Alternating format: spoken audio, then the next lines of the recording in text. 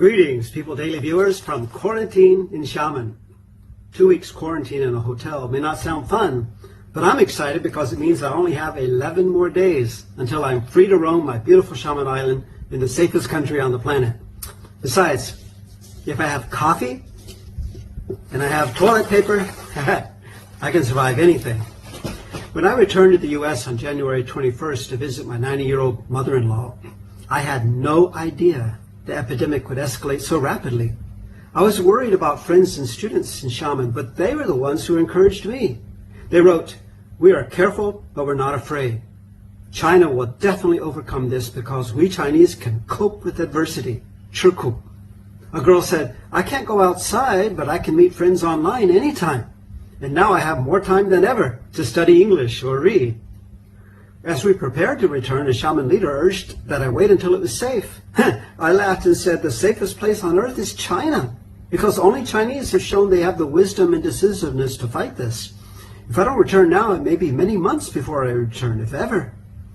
And if I do ever get the virus, I prefer to get it in China where I know the doctors know how to treat it. 3 weeks ago, people were skeptical when I said the safest place on earth was China, but now it's obvious to everyone. Westerners complained to me about China delaying a few days on announcing the virus, but I said that was logical.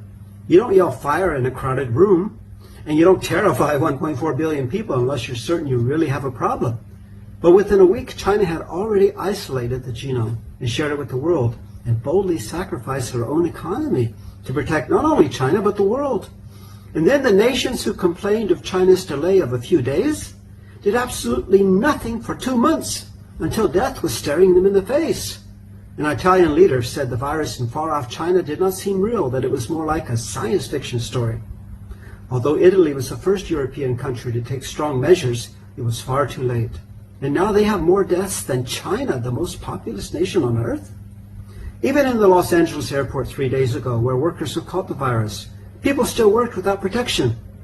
The U.S. media, of course, is warning Americans not to use masks because they aren't effective, so let doctors use them. But why do doctors use masks if they don't help? The truth is, they never prepared masks or even test kits because the people naively believed it would not come to America. And they had no decisive leadership. Today, other nations finally realize this war is with a virus that knows no boundaries, and they are using the same measures as China did 10 weeks ago. But they're far too late. Thanks to modern travel, this will not be the last pandemic in our highly interconnected world. But I hope that next time around, the nations of the earth will learn from each other and cooperate. And lastly, thank you, Xiamen Airlines. In 34 years, they've never lost profits, but now they are accepting losses with every flight to the U.S. to bring people home to China. The world will remember 2020 for the virus.